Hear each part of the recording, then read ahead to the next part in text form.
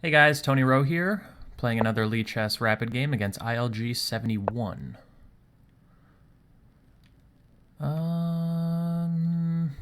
Yeah, I'll just go G3. Who am I kidding? You guys know I'm playing G3. Okay, I'll play C4 here though. Try to entice knight C6. E6 is also possible. After E6, I'll delay D4 again as I did in one of my previous videos, just to make sure that there's no funny business with F5. But now I'll probably go D4. Bishop D6, Bishop E7 are the main moves. Knight B to D7 is playable as well. But my choice of plan will depend on E7 or D6. Okay, so Bishop E7 will transpose to a line in the Catalan after Queen C2. So just protecting my pawn and getting ready to play Knight B to D2 and E4. B6, I think, is the usual way. Yeah, black has to find some way to develop this horrendous light-squared bishop. So B7 and C5 is normally the way to go there. And my opponent knows to not play D takes E4. One of the rare opponents that knows, in fact. So what's the main move here? I actually don't remember. I think I played B3 maybe in the past, or Rook D1. It's also possible to go E5, maybe E5. I should know this. It's not like this is a super rare theoretical line or something. I'm just not certain. I think E5, Knight E8, and then like Rook E1 is the usual way to go. E5. Or is it C takes D5 first? C takes D5.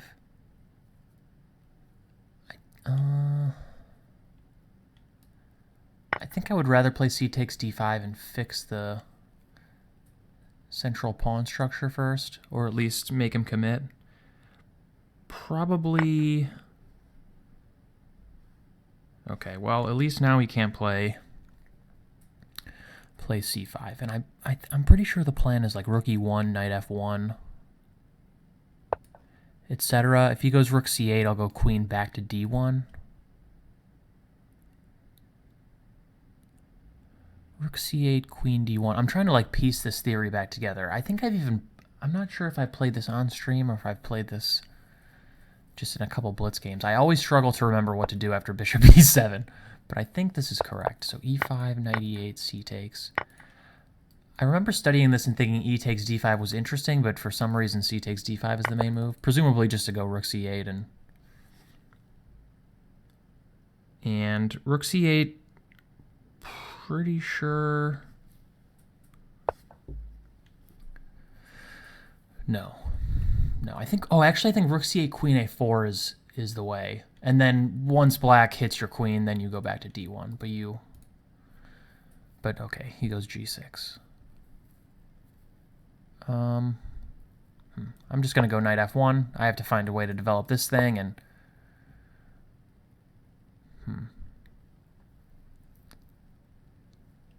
Interesting plan, fixing the knight. Looking to go to F5. Not the worst idea I've ever seen. I can go Bishop H6 and stop that for a hot second. That's possible. I can also just sort of continue with the typical shenanigans here with like H4, Knight F5, Knight H2, and then put my knight on G4. But I think I like Bishop H6. I just want to get my pieces off the back rank to... but after Bishop H6, he's just going to attack my bishop, isn't he? So after Rook E8, or should I smack that thing? It feels really wrong to give up my dark squared bishop. I don't think I should really even think about it. I can go knight e3 here, so knight e5, knight f5, I'll just take it. Does my bishop get stuck? No, okay. I can follow up with h4 and... So if he goes rook c8 now, do I go queen a4, or now that I have all my pieces developed, do I go queen d2? Queen d2. Rook c8, queen d2, a5. Threatening bishop b4. Look at that threat with a red arrow. Check me out. I guess I can just go a3. The problem for black is that this knight is not very good. Like, this knight doesn't really have a particularly bright future on this square. Maybe rook c8 and then knight b8 to c6 is an idea. Because knight a5 to c4 or just knight b4 makes a little bit more sense, I think. So something like rook c8, queen d2, a5, threatening here. I go a3, maybe then knight b8 to c6 to a5. I don't know. That's a long plan, but once I played a3, the knight coming to a5, threatening to go to c4, is maybe a little bit more enticing for black because my pawn is on a3, and if I have to go b3, then these pawns are kind of weak. I don't know, but knight f5, I'm certainly going to take it.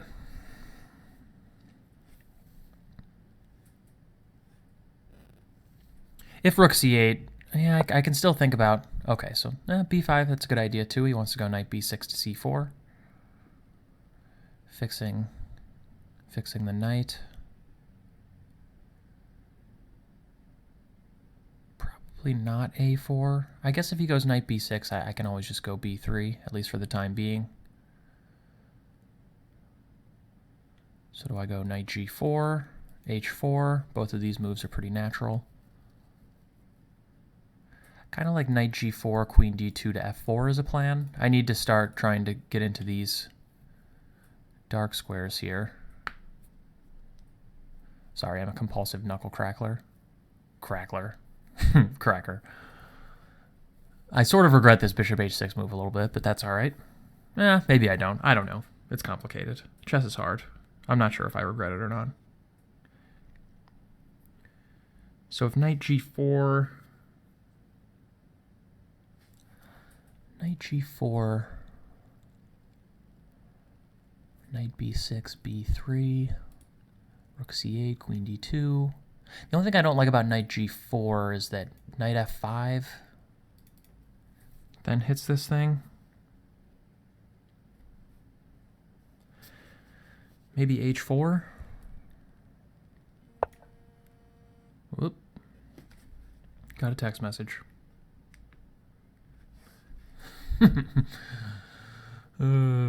Maintaining my complete lack of professionalism on stream. One thing about b5 now is that rook c8, queen d3 loses a move because he has to protect b5. I mean, he can go a6 and then, I don't know, maybe I'll still even go just rook c8, queen d2 because ultimately I feel like I want my queen on one of these dark squares. Whoops. Queen b6. Okay.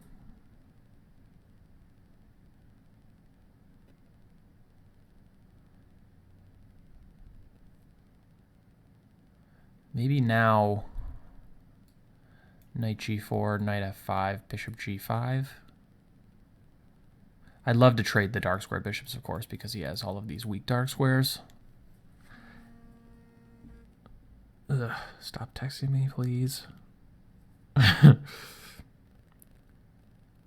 b6, knight g4, knight f5, bishop g5.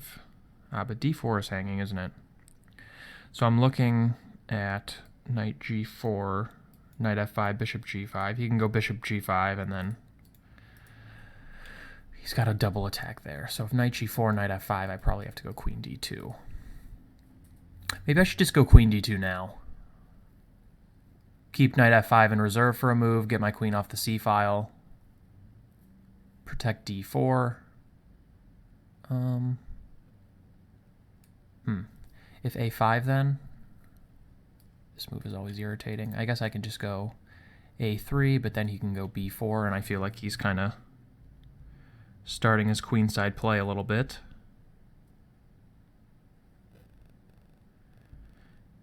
a3, b4.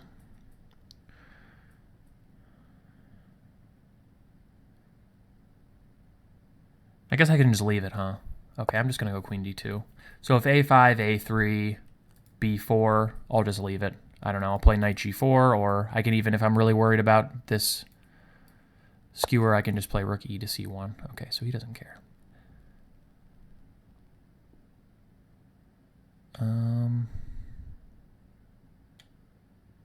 Okay, I think I'm going to go knight g4. Or should I take on g7 first? It's kind of weird, but my thought is I realize that maybe after I go knight g4, like let's say if black just chucks in a null move like a6, maybe I can go bishop takes g7, king takes g7, queen h6, something like king g8, and then knight g5. And if he takes, I'll take with the pawn, and then knight f6 is, but is that really a threat? He can take, and then... So probably if I go, let's say knight g4, and I get a null move, takes, queen h6 check, he must go king h8, and then knight g5, bishop takes g5, h takes g5. Knight f6 isn't that big of a threat because knight takes, e takes, rook g8 stops the mate on g7. It's close. If I had like one more piece, if I had one more piece to bring into the attack somehow, it might be strong for me. But probably knight g4 is the best move anyway. Black doesn't have any really concrete threats at the moment.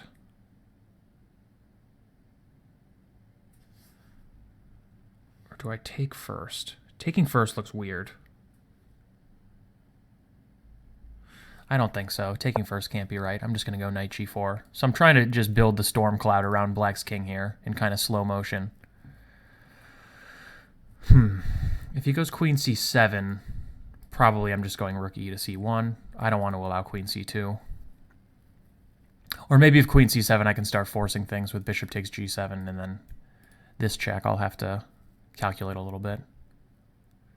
See if that's promising. Maybe at some point I should just go bishop f1, so bishop d3 is in reserve, both guarding the c2 square from invasions and also staring down this diagonal.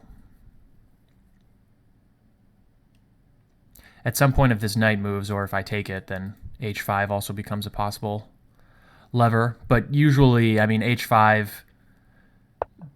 Okay, so he goes there. I'm going to go bishop g5. Probably bishop f8 is required here. I'm wrong. I'm never right.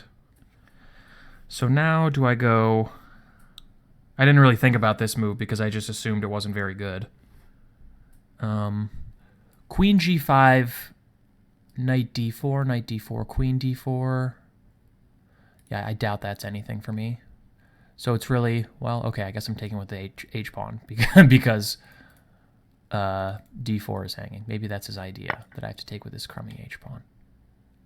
But even so, like knight f6, or... Actually, I don't know. Do I have any threats? Well, one thing that'll be nice is that I'm gonna be able to kick this knight with g4 at some point. So like knight f6, g takes f6, and then I'm gonna play g4, which will actually threaten to win the piece. So black might be in a little bit of trouble here. a5. Now it doesn't seem like a5 does anything anymore. I'm not sure what that move does. So if I go knight f6, he must take. G takes f6, and then the threat is g4. When the knight can't go here, knight can't go here, knight can't go here, can't go here, can't go here, can't take here, or here. So what does he do about that? Not that easy to see.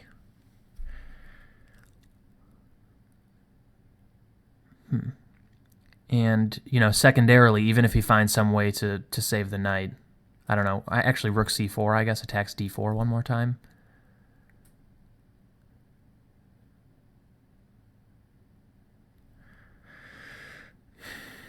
Maybe I can just go rook a to d1 in that case. And then, you know, g4 is just, the threat is renewed. So if... I also have the secondary threat of just g4, and just like, let's say the knight can go somewhere, just queen h6. And he's lost. If he allows my queen into h6, he can't stop mate on g7.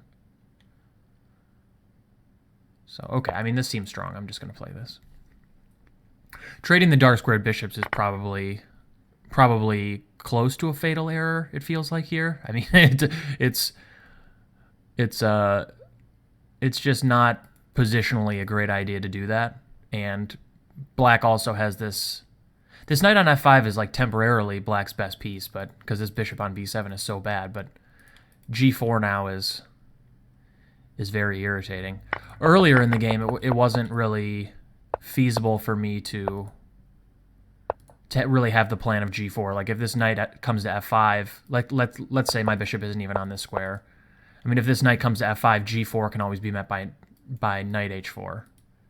But once these pieces start wandering away from the h4 square and my knight protects it, then g4 becomes possible. And it's trouble. So I think he sees it now. Again, this game feels a little bit weird to me because it's like I don't think I've done anything necessarily that special, but my opponent has just used so little time to get to move 22. Like, he's used 6 minutes, and probably he's close to losing here. I mean, positionally, like, g4 is just a crushing threat. Ah, but he can go h5.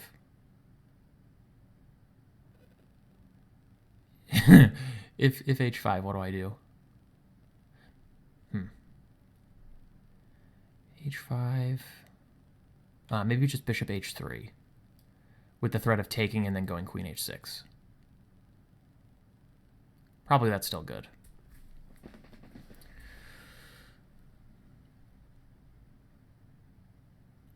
Yeah, that seems good. Well, tricky. So if h5, bishop h3, maybe king h7, then takes, and I can't get into h6 yet.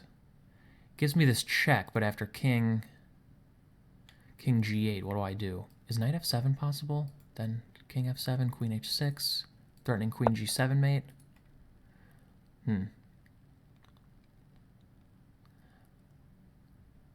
So if bishop h3, king h7, bishop takes, let's say e takes, it looks safer. Knight g5, king g8, knight f7, king f7, queen h6. Let's just say rook e to d8 for now, giving him a flight square. No, that gets him mated on e7, queen g7, king e8, queen e7 mate. So, okay, so bishop h3, king h7, bishop takes, e takes, knight g5 check, king g8, knight f7, king f7, queen h6. What about rook e to g8? Queen h7 check. He's losing the... No, queen h7 check. Yeah, he's losing the rook. If king f8, queen e7 mate, then. If king e8, queen takes g8. And that's a total blowout. So is this just... Excuse me. I'm so excited about this sack that I coughed spontaneously.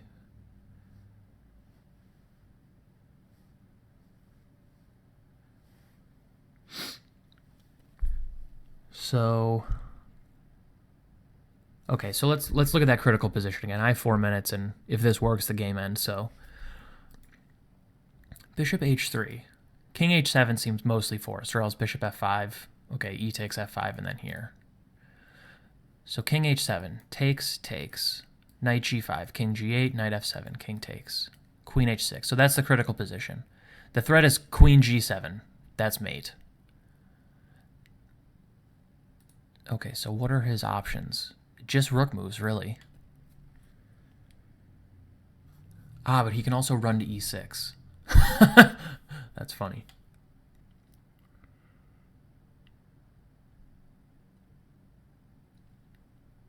Okay, well, I think bishop h3 is the move anyway, so I shouldn't waste any time on this.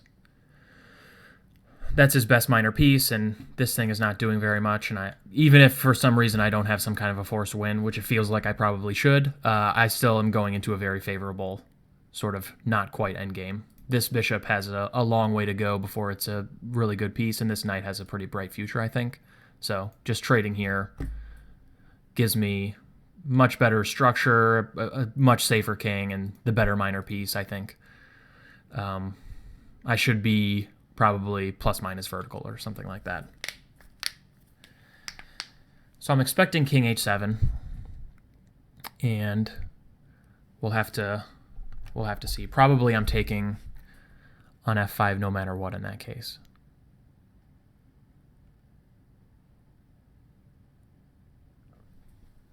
This feels like a problem that would be in Jacob Agard's like calculation book, where it's like king h7, white to move and win.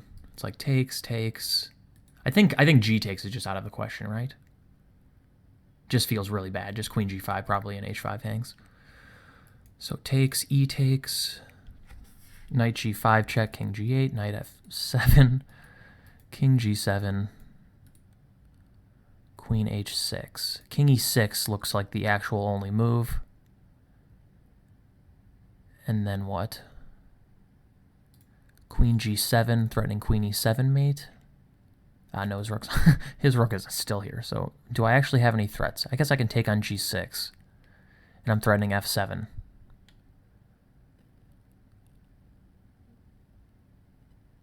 But rook g8, queen h5.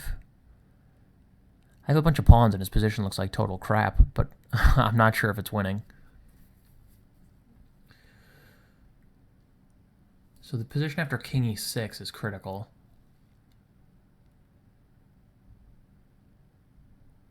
King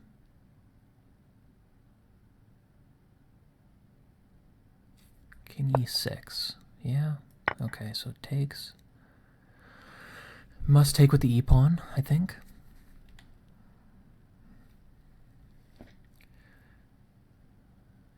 Knight g5 check.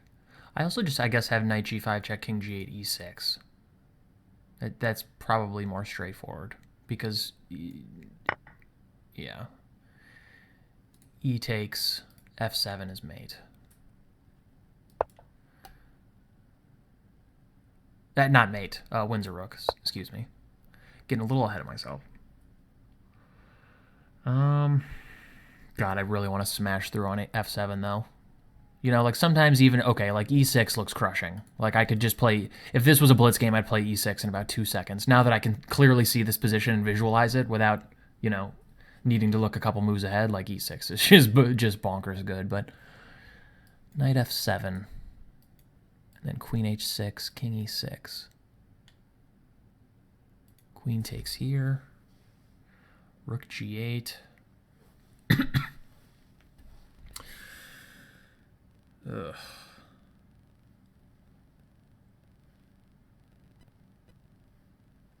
I think rook g8, queen h5 is just kind of unclear. I'm not certain that I have anything there.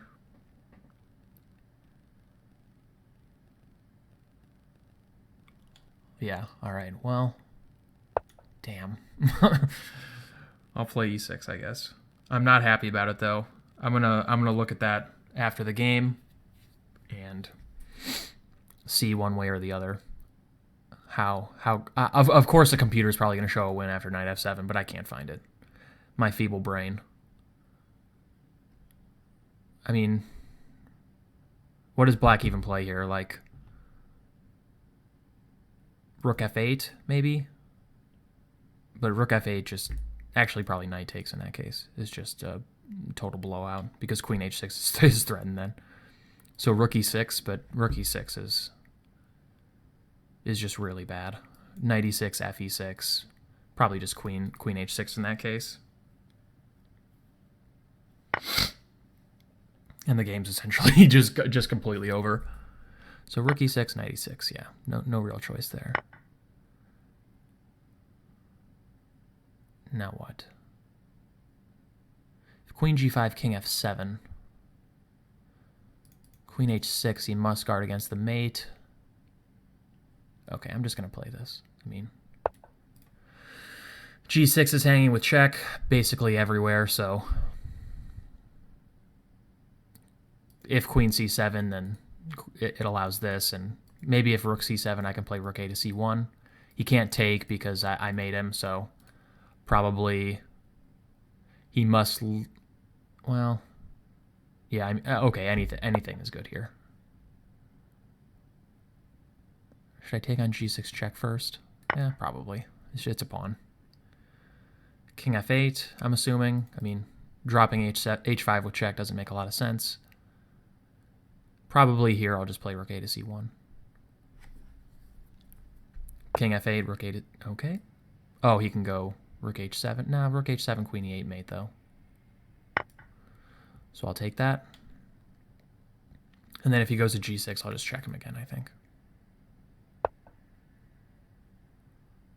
Oh, but do I have queen e8, king h7, king g2 with rook h1 mate coming? Is that the final blow? How does he stop that? Yeah, that looks pretty good, doesn't it? And it's kind of pretty.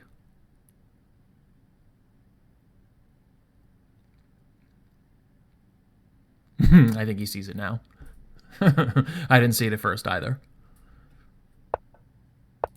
King g2.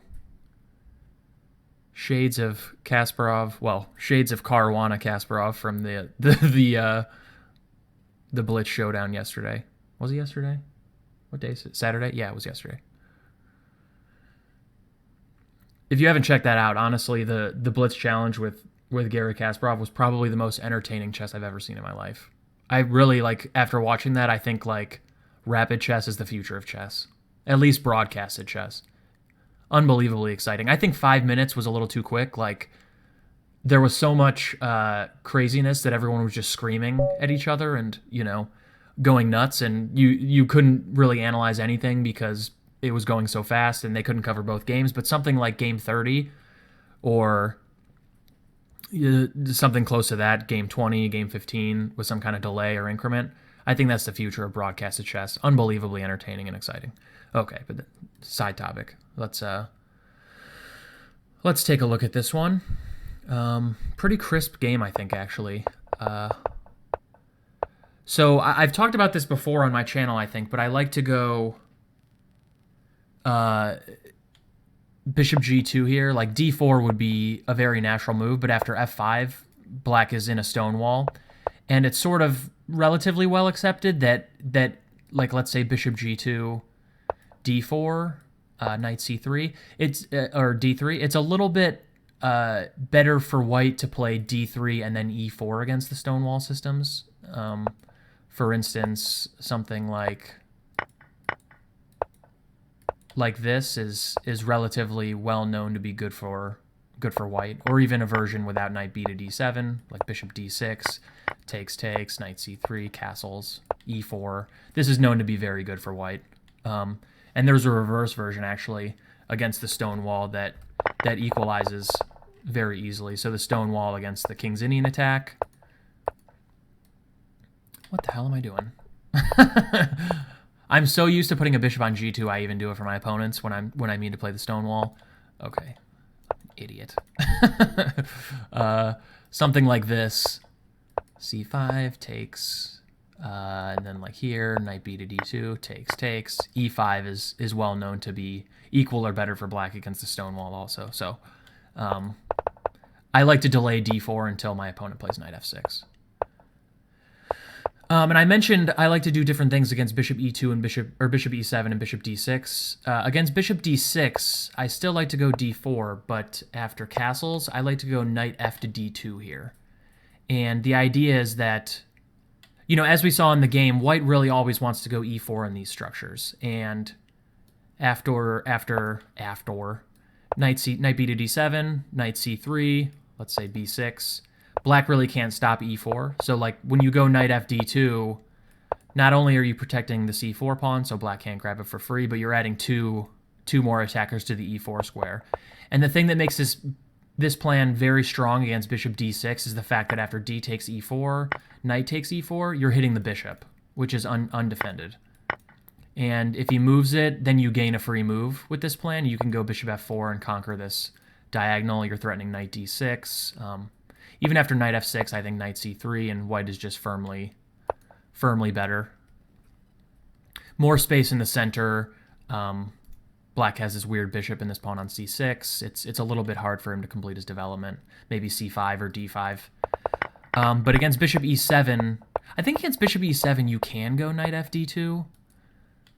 For instance, bishop e7 castles, knight c3, knight b to d7, knight fd2. But when you're not hitting the bishop, you don't gain that move. It still seems favorable for white, but it's just not, I think, as clear. So, and in addition, like you can see in the database, if after b6, e4, black can play as in the game with bishop b7 in this position and leave the tension, whereas against bishop d6, e4, black obviously cannot go bishop d7 because he loses a piece to e5. So with the bishop on d6, it's not only vulnerable to knight e4, but e4, e5. So worth noting, this transposes to a well-known Catalan, and I can never remember what to do here. After b6, because tons of people just play d takes e4 kind of automatically. People love to play d takes e4, knight takes e4, and then go knight f6. I think like somehow black feels like this is a victory. Of course, in this variation, it hangs a pawn, but even after like, so like takes, bishop b7, like rook d1, people love going takes, knight f6. And after queen e2, after queen e2, white is just clearly better, I think. You know, bishop f4 comes, and again, white has these two center pawns on the fourth rank versus these pawns. Black isn't much worse, but, you know, I think it's just it's an easy edge for white. Bishop b7 is more principled and a little bit more combative. I think I've gone b3 in the past and kept the tension, but yeah, I can never remember. But okay, I remember e5, knight e8, c takes. I do wonder why e takes is not as good. So the main line goes rook e1, knight c7. Okay, I wonder about c5 immediately, but we'll just follow the main line here. Knight f1, knight e6. All this stuff makes sense. So white wants to go knight f5, g6 makes sense. And now b3. b3 scores 100%. If c5, bishop b2. And if c takes d5, okay. Ooh, Georg Meyer is white. Georg Meyer, my white spirit animal. So if rook c8, maybe just queen d2. Okay, what a Georg play. We're gonna look at this game. I can't resist. Queen e2 takes. So if knight takes, then knight d6 or knight e6 discovers an attack. So black can't do that. Rook a to d1, just centralizing, queen g4. So like f4, f5 is kind of coming, or maybe a knight to f5 at some point. Takes. Okay, f takes is impossible, of course. Takes here leaves black just structurally completely lost. The d5 pawn is hanging, so black must take with the knight.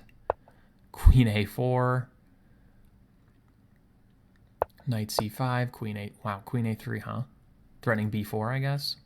And no discovery is really that good because of queen a6. So if take here, takes here, rook d2 just traps the piece, I guess. Oh, knight d5. Really? Queen c8. Sweet. Okay, so queen a3. Wow, is this how the game went? Knight d5. Okay, so black played king g7. And the computer's calling for knight e7. Presumably queen e7, rook d2. Just traps the knight? Yeah. Rook b1. Ah, but knight d3 is impossible anyway. Huh. Wow, crisp game. Jeez. Crushing. Okay, well, that's good to know. It's good to know how to play these positions. So queen e2, and then just like rook a to d1, bring your queen over, and yeah, start with the kingside nonsense. All right, so that's good to know. Rook e1, I remembered this. g6, though, I just remember rook a to c8, and then I actually thought queen d1, but now I think maybe queen a4 is the correct move. Yeah, and apparently the only really good move. Okay, so rook c8, queen a4, knight c7. So you can't take because bishop c6 and your queen doesn't make it out. You have no escape squares, and rook a8's coming. Okay. Story checks out. So knight f1, b5, then queen d1. Okay, I don't totally understand. Why do I want to give black these moves for free?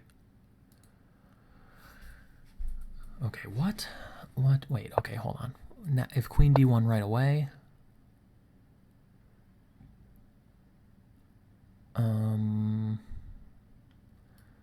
Okay, so the problem is queen c7 is possible now. And if knight a1, queen c2. Huh. And if takes, knight e3, rook c7, or rook c8, so knight c7 can be played. Bishop d2, knight c7. This all makes sense. Let's say rook a to c1. It scores better. It makes more sense to me. Knight a6, maybe a3. Or bishop f1. Okay, so if knight b4, then just a3.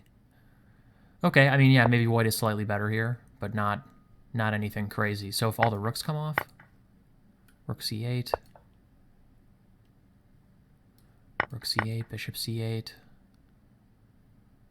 knight e1. Okay, there's like literally no chance I would ever win this. It's just too dry.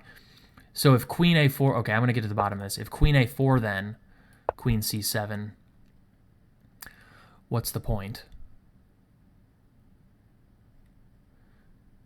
Queen c2 is still kind of a thing? No? Queen c2. So I notice bishop f1 scores really well now. And if queen c2... Ah, that hangs a knight.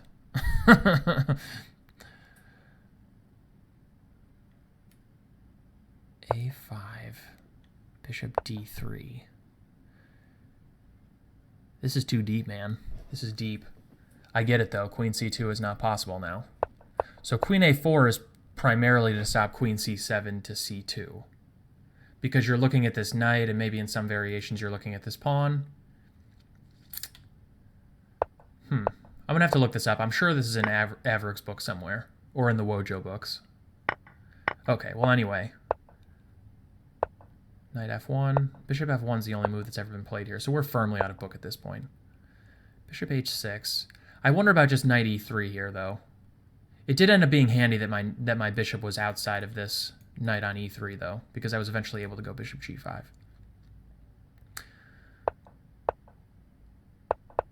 But I wonder about knight e3. Let's close this thing. Rook c8. I was just going to go queen. I guess queen e2 makes more sense than queen d1, huh?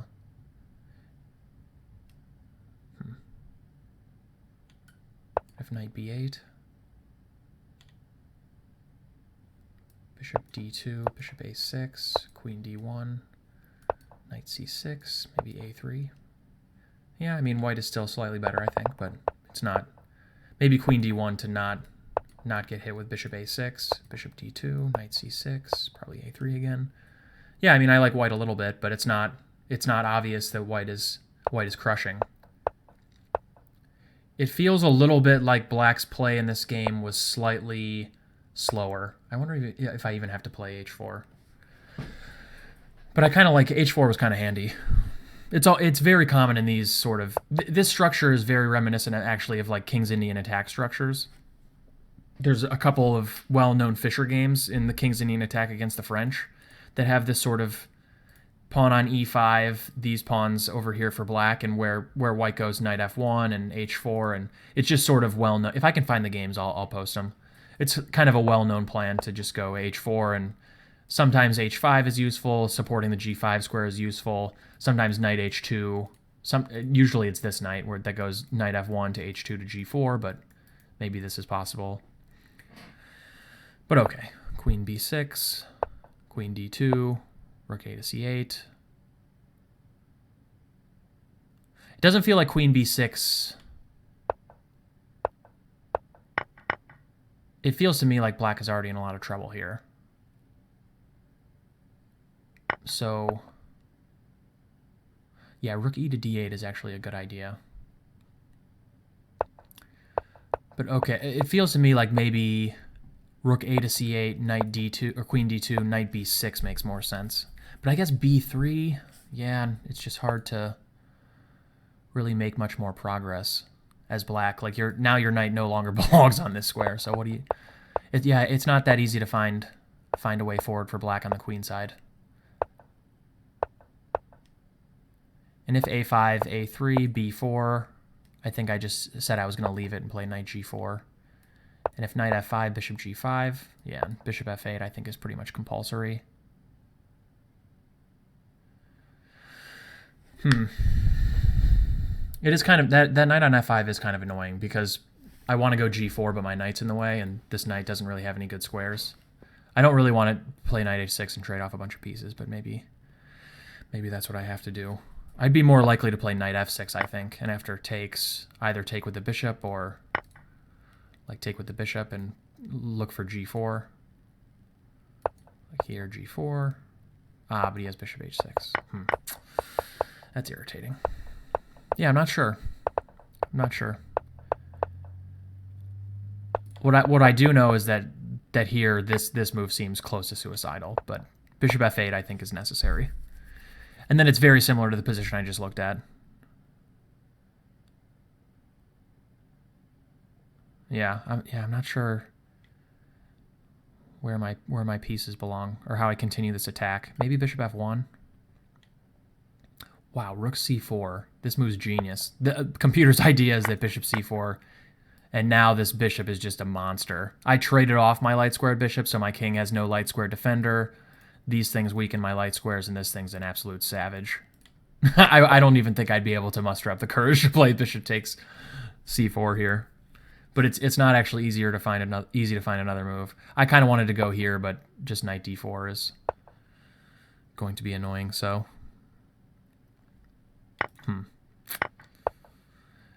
after this, yeah, it seems like maybe rook a to d8 is the only move.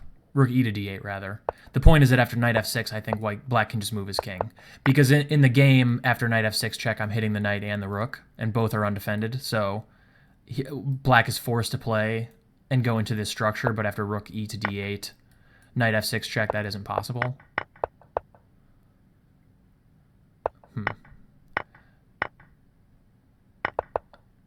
Yes, a5 is just not really a purposeful move. It's kind of just and okay, I need to make progress on the queen side, so I'll toss this pawn forward, but I think it's essentially just a wasted move.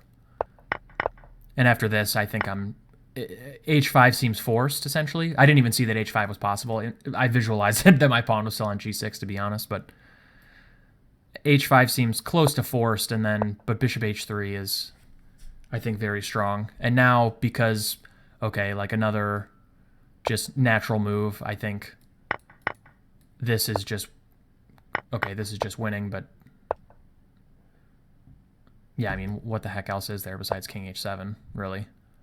But after takes, knight g5, king g8, e6, it's just completely over. There's just no good move here. But okay, the most important thing about this game is that I want to look at this. So it is win. Computer's not sure. Stockfish, not sure. Okay, so it is winning. So what after? I looked at this, and this is just a blowout. I looked at this, and this gets mated in 2. The only move I could find was king e6. And now what? Rook a to c1. What does that do? What is happening? Okay, so if here I thought rook g8, queen takes h5 was not that clear. king is very bad on e6, but it's somehow sheltered by my own pawns, and none of my other pieces are actually in the attack here. So I think, you know, white's probably a little bit better. Like, these pawns are probably worth more than the piece, especially when black's piece is this not I was about to swear, but this not so good piece on b7, but not that clear. So rook a to c1. I don't understand. What's my threat? Okay, let's just say black wastes a move. Now I take rook g8, queen h7. Okay, so queen h7 now cannot be met by queen c7 or rook c7. Okay, rook c7 was not possible because of this, but queen c7. So that's the idea. So if in this position I go queen, like, okay, h7 or whatever, queen c7, now I have to go queen g6. But rook a to c1, quiet move, stopping this resource. And now if queen d8 now takes on g6, and if rook g8, queen h7 hits the bishop, bishop c6, f7. Okay, there's literally no way I would have found any of this. e6 was so clean that it wasn't necessary, but I really very much wanted to take on f7 because it's so close to working. And, you know, sometimes you just get that feeling that something's working, but like your spidey senses go off, but yeah, I couldn't make it work. But this is quite nice anyway. King g2. Very, very happy with king g2 as a move. Okay, and black resigned. Good game, I think. I'm very proud of this game, actually. I think I played pretty well. But I was also aided by I think in general, this position in the Catalan is not particularly popular for black because it's very easy to play for white. And these pieces don't really allow quick counterplay on the queen side. Like, you know, these things are kind of dormant, and besides the c file, it's not that easy to sort of work up play on the queen side. Like, white doesn't have any real weaknesses, and the only thing you can really hope for is plopping something on c2, but it's not actually that easy after, like, knight e3 or bishop f1 to d3, and white's play on the king side is a little bit more straightforward. Probably made a little bit too easy by black weakening all the dark squares with g6. This is probably an error, a long-term error, one of those sort of innocuous moves that you make that makes some sense, but long-term maybe hurt black's chances more than it helped it. Like, in all the variations we saw, the knight goes to c7, which probably makes more sense. It allows black to keep this kingside pawn shelter intact, so... yeah, I mean, in a lot of these games, I feel like I get positions where my opponent gives me relatively easy plans and easy play, and I guess my openings are sort of geared towards that, like these slight edges in these slower positions where I can kind of just grind away and build up advantages with a lack of counterplay. I mean, that's like how I like to play chess, but I think, you know, by the time black is in real trouble on the king side, you know, around here, I mean, okay, he hasn't really made much progress in sort of conjuring up threats over here. I don't really have any problems. So, yeah, just I think made it a little bit too easy. And I think probably he could have found a little bit better moves if he didn't use 6 minutes to get to essentially where he was lost. So if he had used maybe 3 or 4 more minutes and was down to maybe 5 minutes or so like I was, I'm willing to bet his position by move 22 would have been a lot better. So another lesson, you know, I'm not saying my time management is stellar, don't get me wrong, but okay. Anyway, okay, I hope you guys liked it. I will be back with more videos. Have a good weekend. Bye.